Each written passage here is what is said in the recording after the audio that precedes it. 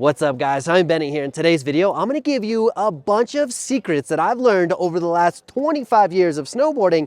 And there's these little tricks of the trade that are guaranteed to make your day way awesome. Let's go. So the very first tip I got for you is whether you're at a resort with one of these, I like to have my pass in my leg so I can be able to easily scan my pass and hop through.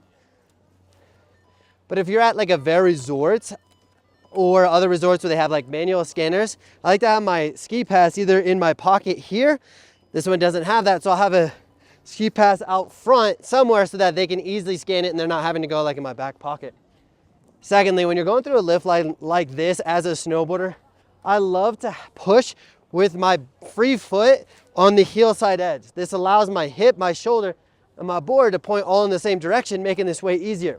I see a common mistake is taking the back foot, pushing on the front side, and it can be very harmful on the knee, but you're also wanting your board to fight against you the whole entire time. The problem with that, you might hit people's skis, you might fall over. It's just not as functional. So you take the back foot, put it on the back side of the binding, just makes life 10 times easier, way more comfortable, just a lot easier.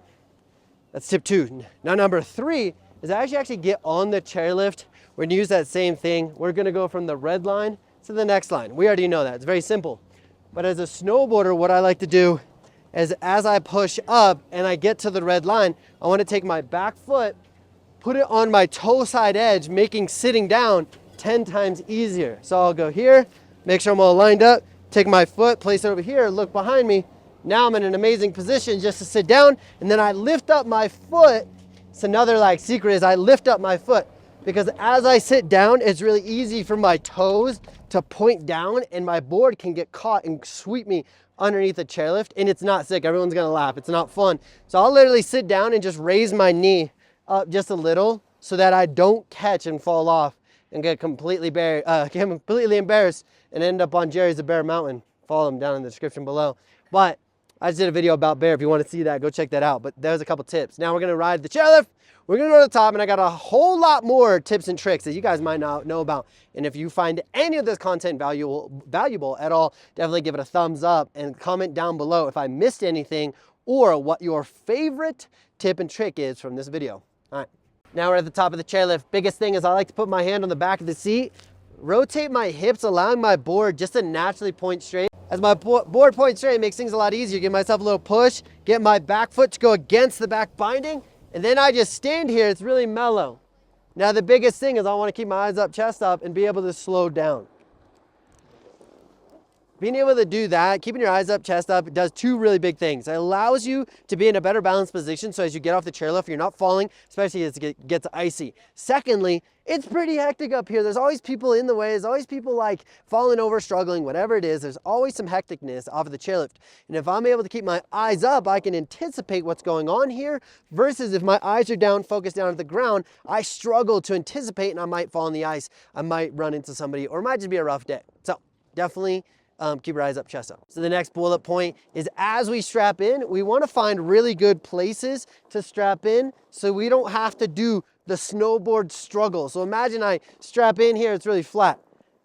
How do I get out of here? Really, I have to do this struggle mobile? So if we can just avoid this area in general, strapping in, what I like to do is go around the corner so I clear this area to make sure I don't get hit. But secondly, if I go to an area where it's gonna begin to get steep, I just strap in and go, and I don't have to do this awkward snowboard shuffle because it's not fun. So choosing the appropriate place to strap in will make your day 10 times easier. We're gonna go to another chairlift here in a little bit, and I'll show you another example of that situation, but being able to go in a nice place. So we're gonna move just off to the side here. We're gonna strap in. I don't know if you can point at this snowboard right here. Homie just stood up and rolled out.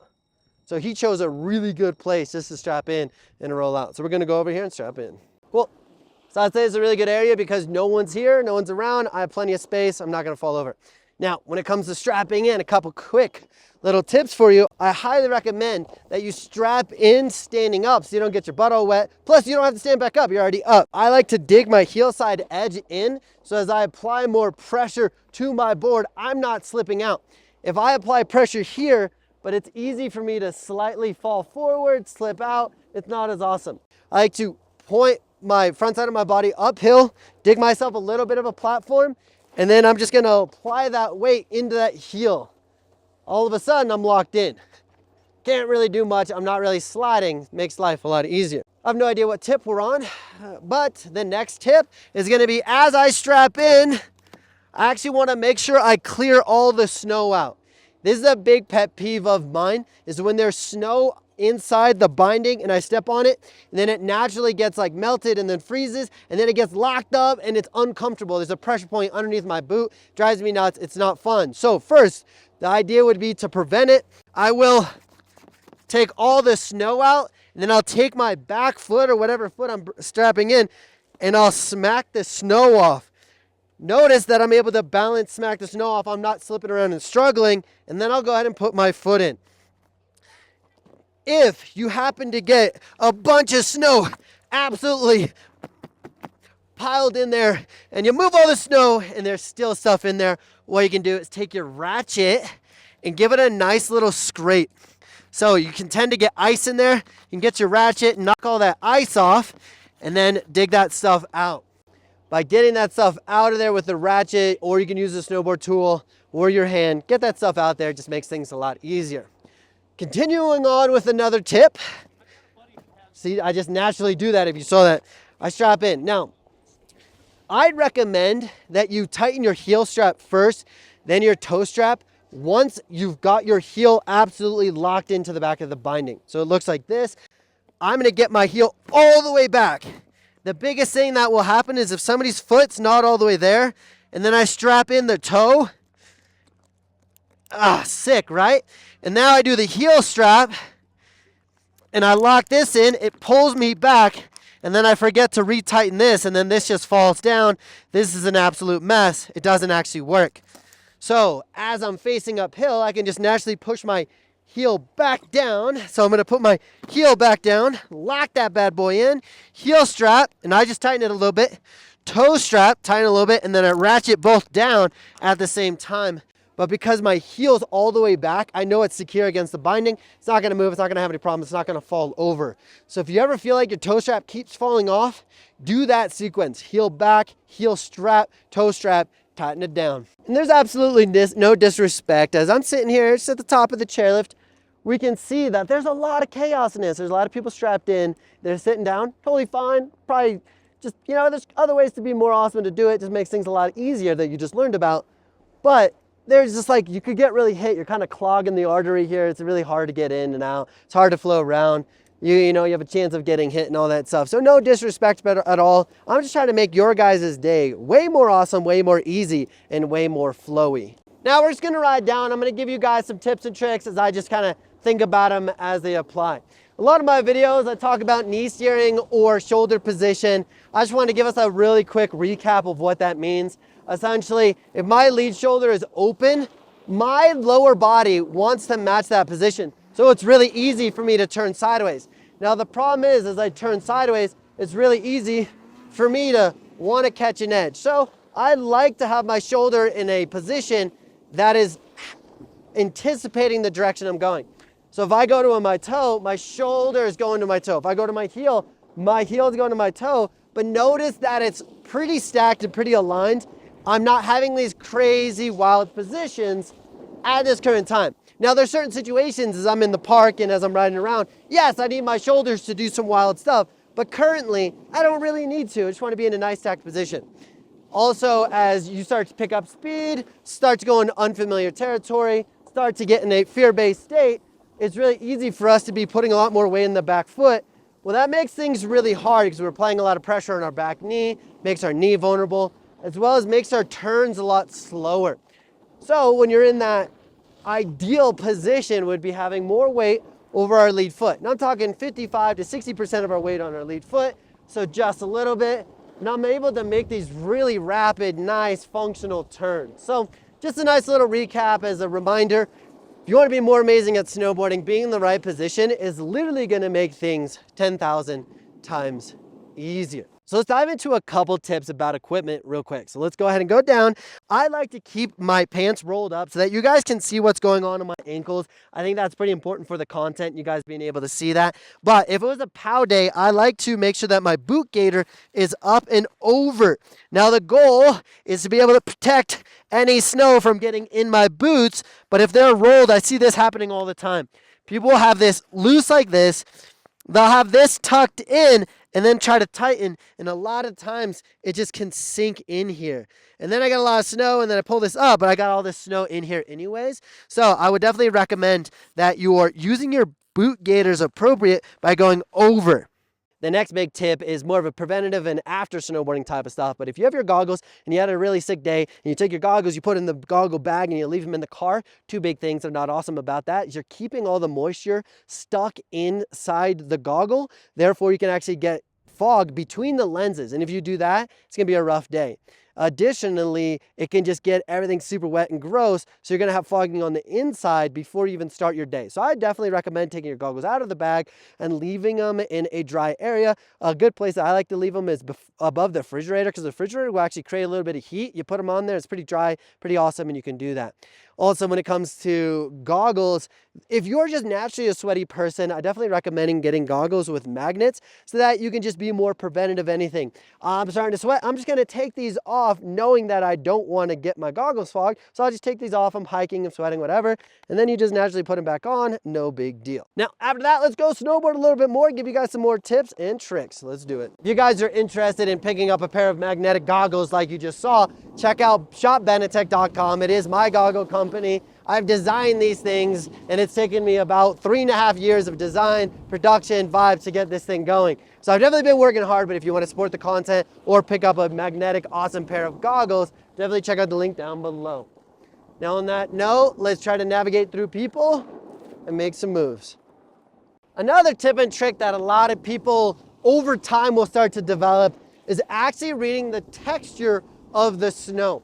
When you see all this snow with a lot of texture in it, you're gonna know that it's a little bit softer, a little bit slicker, but you can see all these like granulated bumps. That could be from the snowcat chopping things up, like chopping up firm snow.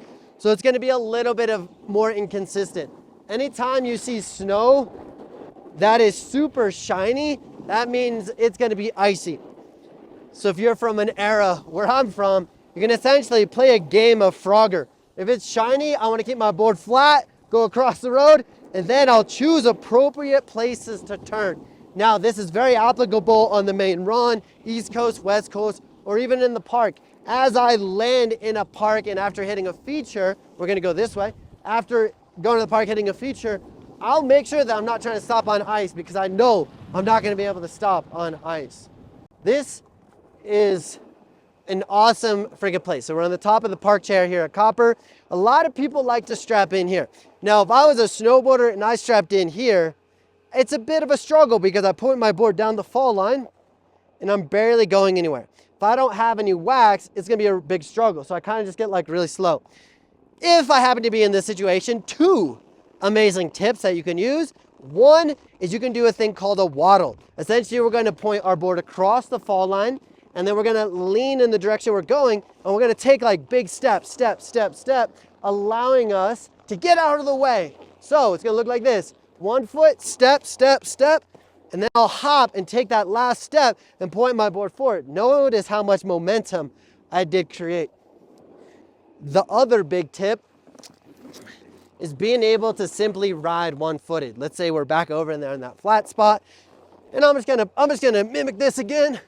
I'm over here in this flat spot, being able to just give myself a nice little skate just to this area. And you can see a lot of snowboard marks are here because this is where most snowboarders strap in because it's right at that horizon line. And then if I were to able to just point my board straight down the fall line, I'm gonna accumulate speed, or I do the waddle, I'm gonna accumulate that speed, allowing me to go. So definitely either skate in a position or skate to an area that allows you to like strap in better, or use the waddle. By the way, gotta make sure all the snow is out and strap in again, right? We just do this every day. Strapping in, sitting down is not as sick as you think it is. It's very tiring, especially for somebody who had a busted hip or has a busted hip.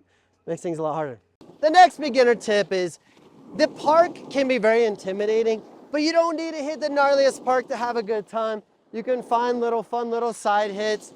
Notice that I'm not going super fast. I'm gonna try to jump over this thing, and I can do a little bit of a trick, just hopping over. And what's cool about that is learning to do a little freestyle outside of the park makes you a very versatile rider. So if you're looking for a lot more content on beginner tricks like ollies, nollies, I do have another video. Just search YouTube, or search on YouTube, Tommy/beginner trick tips. There's a lot.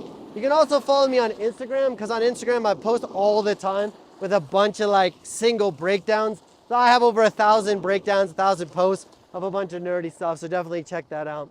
And then as we get down to this hectic area at the bottom, I highly recommend that we put ourselves in a body position that allows our weight to be even, our chest to be up, but most importantly, our head on a swivel.